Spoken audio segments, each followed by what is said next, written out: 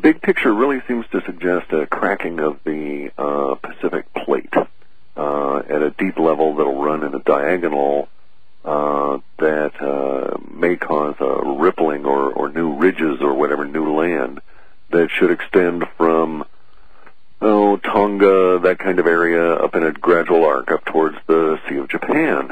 A ripping apart or a subduction? No, not a subduction. It just appears to be a crack, very much like the Banda Aceh earthquake cracked the Indo-Australian plate. Okay, it used to be an Indo-Australian plate. It was one big plate. Now it's an Indian plate and an Australian plate, and it's got a big 1,200-mile long crack in it, or 1,200-kilometer long crack in it.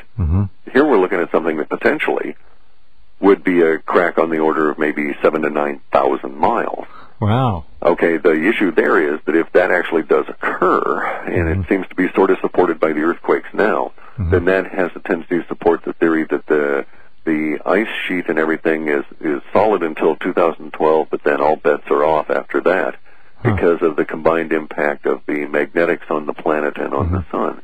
And yes, it will shift off after that. If we go this one particular route, the impact on the seas would be very substantial and traumatic, but bear in mind, current oceanographic kind of physical geography sort of thinking would have it take almost 50 years for the oceans to react to the effect of the ice sheet moving. However, there's that, nasty 4 or 5 or 7 days as the little wave goes around the planet when it first hits. Well, we got the magnetic pole shift too, and the South Atlantic is showing a 90% loss in the Earth's natural magnetic field. There's a shift already underway in places. Pole shift, question 4. Does this really happen? When? Is it a big one with a massive Earth change or not? If it happens, there is no issue of big one or not. The historical record for these kind of things is about a 30-degree shift. Pretty clear, yeah. Yeah, so the big one is civilization destroying, and yep, this is sure going to qualify. Yeah. Now, will it happen or not? It's kind of open. At this point, we just don't know. There's certainly a mechanism in place now to suggest as to why it would occur, and that is because of the energies from the alignment with the Milky Way's more energetic thin band in its ecliptic. And if that's the case, we pass the midpoint on that ecliptic, and that is to say the Earth and the Sun and everything line up in 2012. Therefore, it could be expected in that time or shortly thereafter. What about the 1.5 billion missing from the breakfast table?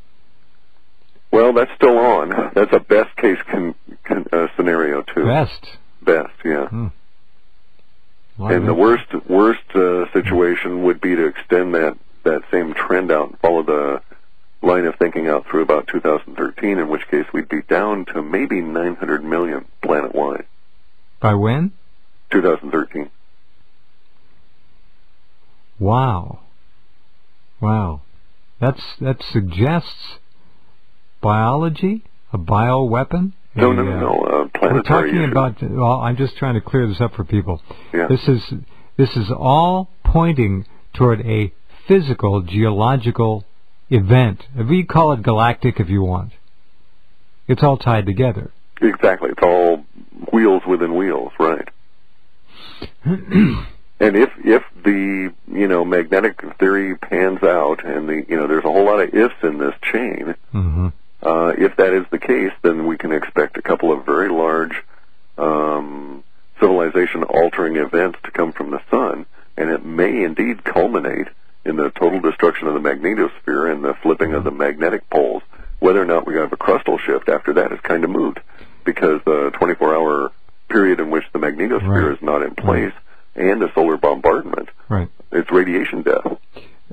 Yes, and in the ancient mythology, there are stories, and David Talbot, Thunderbolts.info, and Wal Thornhill and others have talked about this in their Electric Universe work, which you're familiar with too. Oh, certainly, and I do not hesitate to say that Electric Universe is really the only way to think about things. I can't imagine any other. I mean, they've just so blown everybody else out of the water.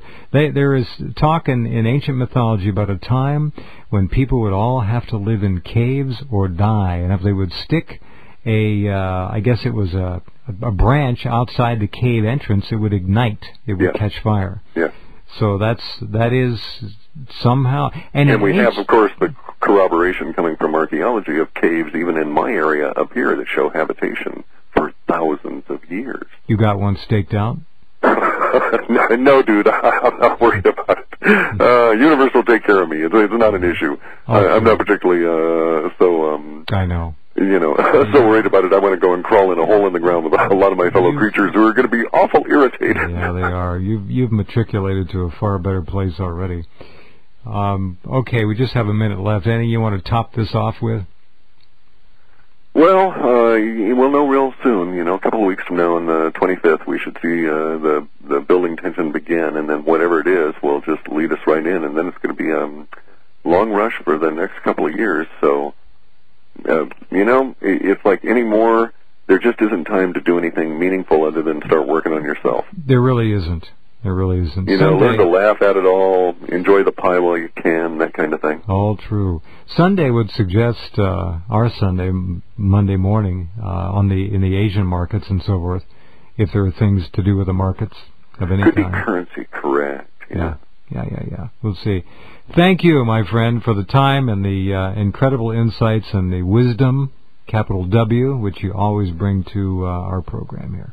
Okay, and it all comes from pie with an E. I'll talk to you later, guys. Enjoy. Take care. Okay, bye. Mr. Clif High, always a great time with him. He's an extraordinary man. What a brilliant mind.